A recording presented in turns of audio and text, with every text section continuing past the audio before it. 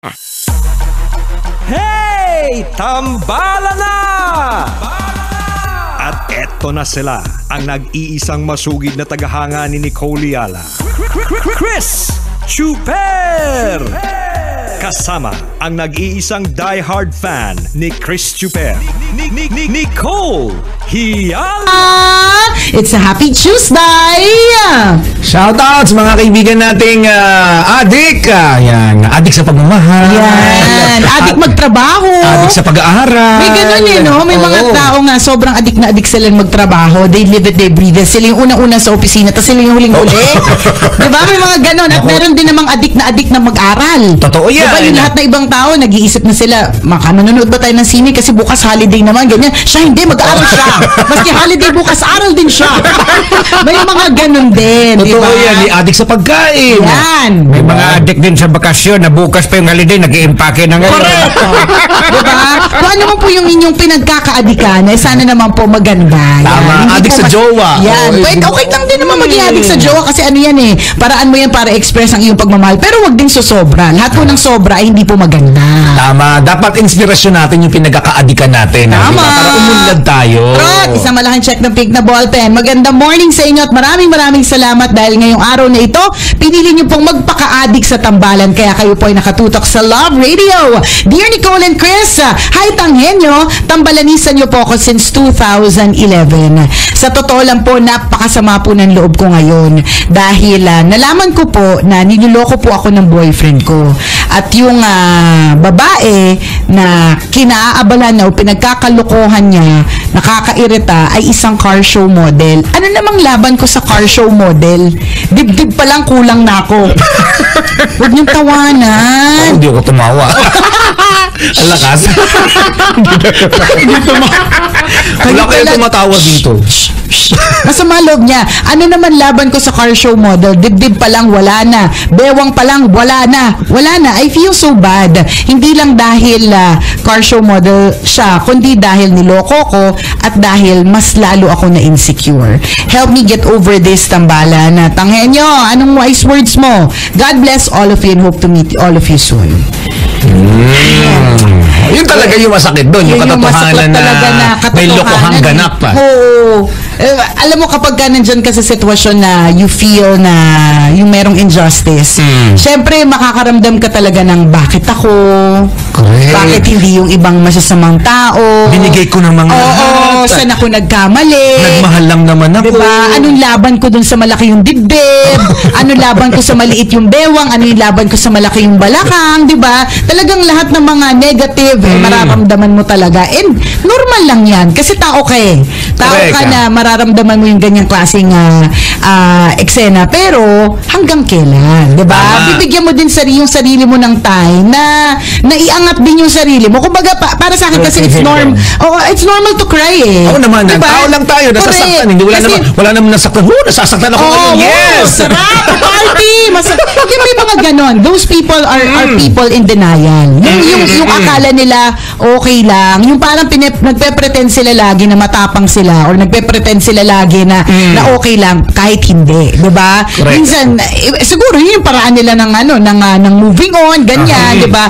Pero okay din yun kung yun yung paraan. Pero okay lang din naman talagang maramdaman mo yung nararamdaman mo ngayon. Talagang, Kasi normal yan. at saka normal yun. Siyempre, pinagpalit ka. Diba? Siyempre, titingin ka talaga sa mga katawan mo. Maiisip mo, kaya talaga ako pinagpalit. Kasi mas gusto niya talaga yung mga ganon. Diba? Dibdibin. May ganon. Balakangin. Balingkinitan. Yun yung mga Maganda yung future na hinaharap. Oo. Yun yung mga trip niya. Diba? Samantalang ikaw. Kalunod ang hinaharap. Diba? Ganon. Paano ulit? Huwag na nating ulitin. Yung super gusto mo. Oo nga. Bigla nag-i-imagine kasi. Masyado kasing graphic yung pagkaka-demonstrate na May mga pictures na nabubuo. Oo, Diba? You can't help but feel that way. Na may isip mo, yan yung mga trip niya, yung nakakalunod. Diba? Tapos ikaw, lalong-lalo na kung halimbawa ikaw, hindi nakakalunod, harap at likod, parang isa. Kapag ka in-x-ray ka, pa-flashlightan na lang, diba? Kasi masama na kaya yung loob. hindi. Kasi yun yung nafe-feel niya, diba? Oo. Tama. I get her, partner, napagpalit na rin ako sa magandang maganda. Hindi, at saka kapag ka pinagpalit ka sa magandang maganda, kahit ikaw pa si Nicole Ayala, diba? Kahit na attorney ka, kahit na CEO ka, pag pinagpalit ka sa mas malaking dibdib kesa sa'yo, makakaramdam ka talaga ng insecurity, and it is normal. Kaya lang, yun yung sabihin ko sa'yo, dadating yung point na kailangan mo pa rin iangat yung sarili mo, ha? Correct. Normalan yung iyakan mo yan, Normal diba? kaya Alonso nga, pinagpalit. Tingnan mo yan. Ang layo na itsura natin sa kanya. Diba?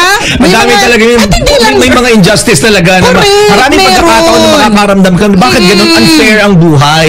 But that's life, eh. Correct. Unfair talaga ang buhay. So, dahil unfair ang buhay, anong gagawin natin? Alangan namang may options ka, eh. Pwede mo awayin yung girl. Malandi ka, ang pokpok ka. Haliparot kati-kati mo. Alam na nga may girlfriend. Nilalandi mo pa. Option 1. Pwede. Pati Diba? agad-agad ang henyo. Diba? Papasampal kita sa baston din tanghenyo. Babastonin ka nun. Diba? Pwede yun. Option 1. Galit na galit ka, eh. Ngungod ko sa Paano yun? Alam mo, si Chuper tsaka si Totoy Bato, dat magsama. Parang laging naghahanap. Laging mainit. Nakakaloka. Parang Ang init, tinapusin ako. Okay lang ba kayo? Bakit parang laging hot kayo? Ganun. Diba? That's an option. Pwede ka kasi Yes. you feel so insecure, galit ka, diba? Pwede mo ipaglaban. Kasi syempre, you feel na may injustice na nangyari, so pwede mo ipaglaban. Pwede naman ganyan. Walang pumipigil sa'yo, diba? Pero maganda ba yung magiging effect nito? Tama. Sa'yo at Always sa kanya. think of the possible consequences. Oo, di ba? Kasi tandaan mo, girl, it takes two to tango. Kung malandi siya, nilandi niya rin kung nilandi Nagpalandi ng na. kung nilandi ng girl na yan, yung boyfriend mo, nagpalandi din naman siya. Totoo diba? yan. So hindi lang totally si girl ang may kasalanan, di ba? Correct. So kung susugurin mo, tatawagin mo ng mga names, di ba? Tira mo kay Tagenyo. Ibig sabihin, Sasampalin mo ng baston. Oo, yung ganon. Will it solve the problem? Dapat mong tanongin yun. Dapat ganun ka ka-advance mag-isip. Kung yun yung action na Kung yun yung nagagawin naisip mo. Pero pwede din naman na ang gagawin mo ngayon is iyakan mo ng iyakan. Ikwento mo ng ikwento hanggang pagod ka na at yung mga tao sa paligid mo pagod na rin kakakinig sa'yo. Hindi, kasi dadating din sa tama. saturation Correct. point na ikaw mismo sasabihin mo, nakakapagod na palang umiyak. O kaya, muntangan na ako. munta na ako. Tas Ang yung mga- pangit ko nakakaiyak sa kanya. At saka hindi lang, papalapit ka pala, yung mga kaibigan mo, papalayo na. Eto na naman siya. Yun na naman yung issue. Diba? Dadating ka doon eh. Hindi pa siguro ngayon kasi bagong-bago. Pero Correct. dadating ka talaga doon, iyakan mo. Yung mga iba, ang dami ko nakilala na biglang nag-gym nung bagong break, paraan nila para to forget. And also, diba, para bumuti yung katawan, diba? Yung mga ganyan, diba? Make yourself feel good. I like that ang inyo. Paramdam mo sa sarili mo na hindi ka naman walang kakwenta-kwentang tao porke pinagpalit ka. At hindi lang ikaw ang pinagpalit. Marami tayong ganyan ang naging karanasan before na nakabangon muli at nakapag-move on. Hindi ka lang talaga, hindi mo pa maiisip yung moving on process for now. Eh. Bulag ka pa, you're At saka, clouded by your, masakit by your pain. Parang feeling mo galit ka sa lahat ng model, makakita ka ng malaking dibdib, gusto mong batuhin. Makadaan ka ng karso, gusto mong batuhin. Diba? Totoo, correct. Makadaan ka na nga ng kotse, maalala mo car. Diba? Car show model. Gusto mong, diba si Taed? Gusto mong flapan lahat ng mga cars na makita mo. Sa galit mo, diba? It's legit what you're feeling right now. Tama. Pero hindi naman forever yung nararamdaman mo. Lilipas at lilipas din yan. Oo, anything that happens in our life, kabisyo, may it be good or bad, ay mag-change. Magbabago yan. Hindi pwedeng laging masaya. Hindi rin pwedeng laging malungkot at laging masalimuot. So, yun yung panghawakan mo na dadating din ng sunshine, tatamis din ng ice cream. Correct. Diba? Gagwapo din ng mga gwapo. Hindi ka na ulit maiirita sa mga kotseng makikita mo. Hindi ka magagalit sa mga babaeng ang lalaki ng mga dibdib, diba? Totoo yan. Dadating yun. Hindi lang namin alam kung kailan. Sasabihin namin sa'yo kasi nga pinagdaanan din namin tatlo yan yung heartache na ganyan. Correct. At sasabihin namin sa'yo, itataga mo sa bato sa bandang huli. Mandidiri ka sa kanya. Kung masusuka ka, every time na madidinig mo yung pangalan niya, magpa-flash sa'yo yung picture niya, isusuka mo siya. Tapos sasabihin mo, oh my God, I can't believe it. Kinonsulta ka pa sa tambalan. Halatang medyo hindi maganda yung mga nakaraan. Ramdam mo ba tanggay? Hugot na hugot eh. Hindi natin may mga kinabaliwan tapos lumipas ang panahon. Madidiri ka talaga. Bakit? Hindi, tsaka akala mo kasi, minsan kasi may ganun tayong feeling eh, na akala natin siya lang yung pwede magmahal sa atin. Yung parang, na correct. siya lang yung pwede magbigay. Nasa zone ka kasi. Oo, eh.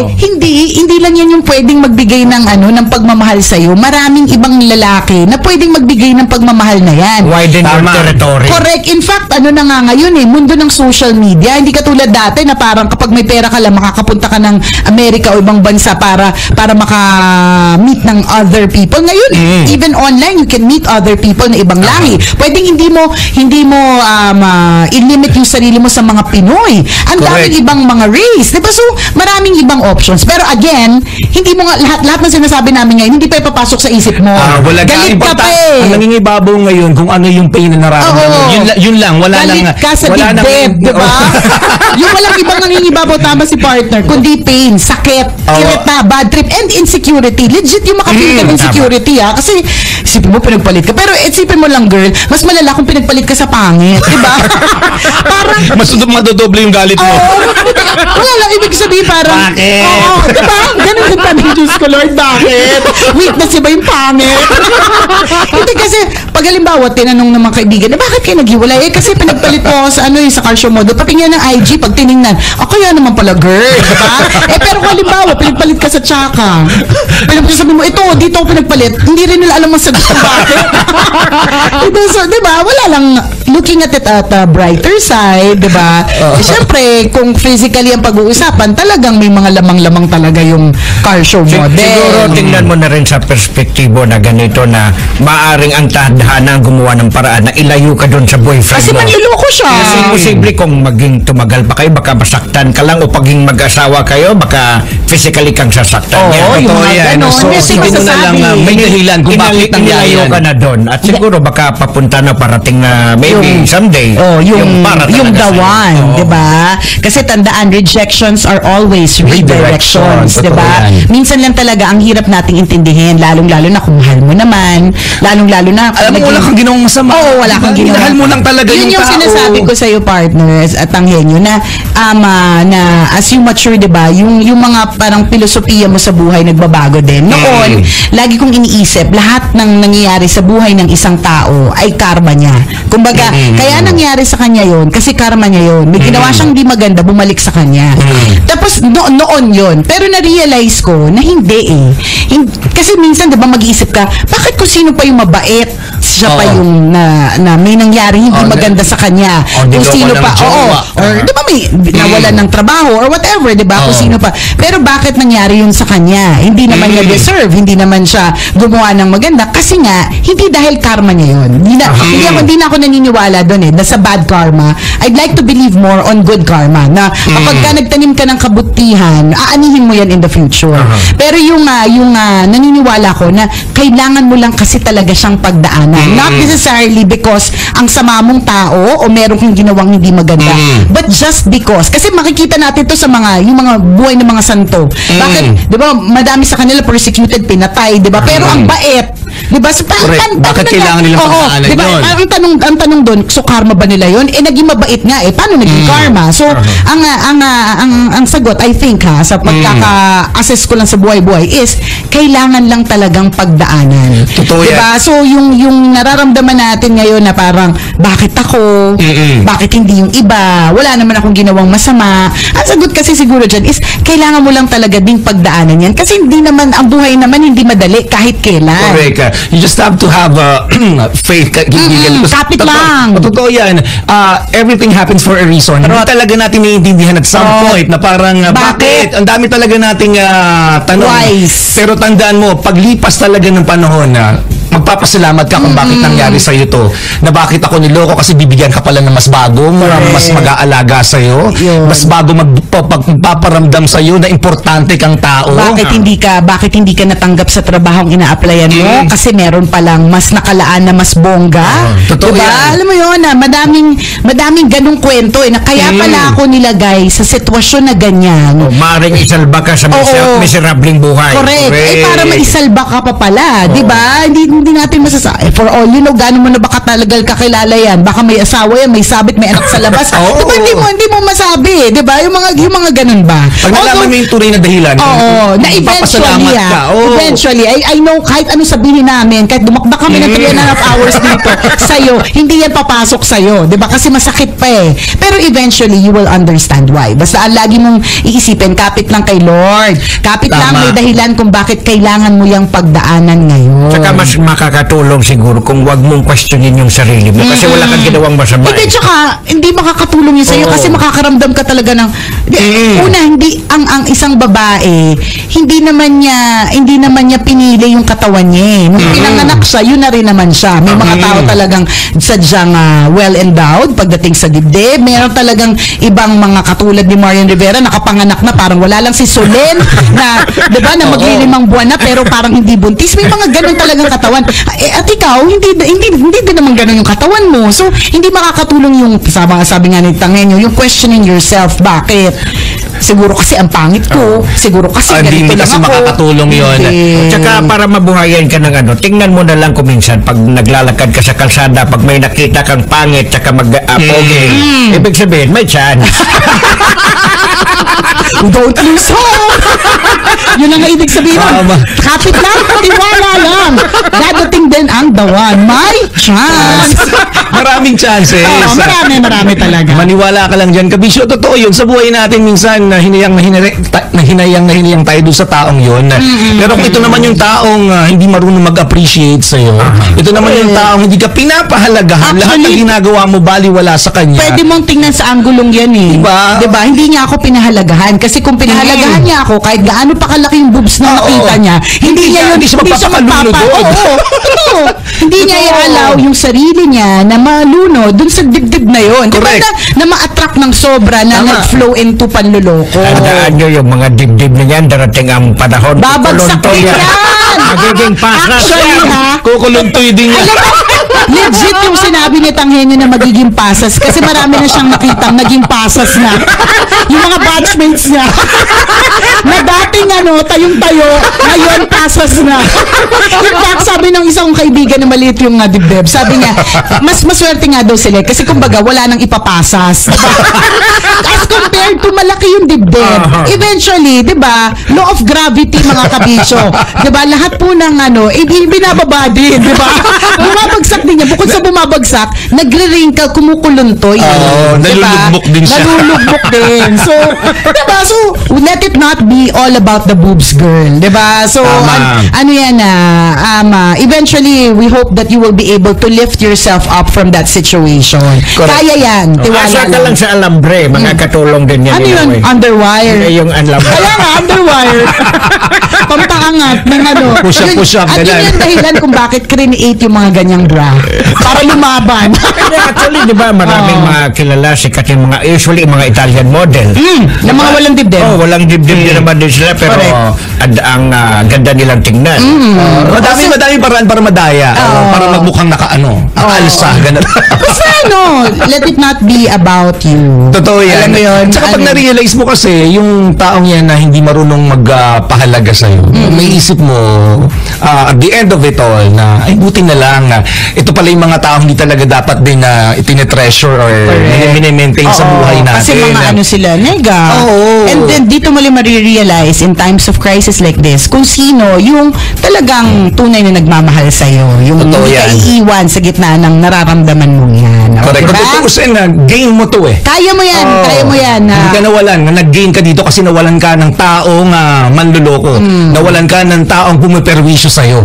Diba? So it's your gain. Kaya mo yan. Sa ngayon, nakala mo hindi, pero eventually you will understand why. Yes. Batiin ko lang happy birthday ang aking good friend na si Jacqueline Tan, ang ninang aking anak. Jack, napakagaling na ano nito, partner. Uy! Party events organizer, planner. Yan. Lahat na halos ng mga events, special events ng buhay na aking pamilya, siya yung nagplano. Jack, happy birthday sa'yo! And tropang 40 na! Masaya to. Masaya. Siyempre, hi kay Simon. Welcome to the club. Welcome to the club. Happy birthday kay Freddy Contado, kaibigan natin sa Star City. Happy birthday! And we're saying hi to Nelia Parosa. Ma'am Nelia, sobrang tambalanisa natin ito, taga Cubao. Galing ito sa kaibigan natin na sa DZRH na si Edniela. Thank Ma'am you. Nelia, Salamat. Belated happy birthday kay Ate Lita Lagare. Happy birthday, Lita. Happy birthday. Ay, batiin ko lang pala ng congratulations si Tote Sandoval, yung Uy, nasa Toti. DZRH. Oh. Sumali kasi sa sa Showtime, yung Mr. Q&A. Talaga ba? Nanalo. Talaga ba? Ang cute. Kailan kahapon? Ang cute naman. Panoorin nga natin. Oo nga, panoodin ko yung replay. Ang cute. Oh, congrats. Congrats, Toti. Congrats, nag-gain ka ng bagong friend. Yan. Mga kabisyo, enjoy the rest of your day. Isa na namang kwento mula sa ating mahiwagang Burnay, mamayang alas 9. Muli ako po si Nicole Ala. At ako naman si Cambio King Chris Chuper. Na nagpapaalala, Una, magdasal ka para mabuhay ka. Pangalawa, mag-toothbrush ka para mabuhay naman iba. Yun! Ang programang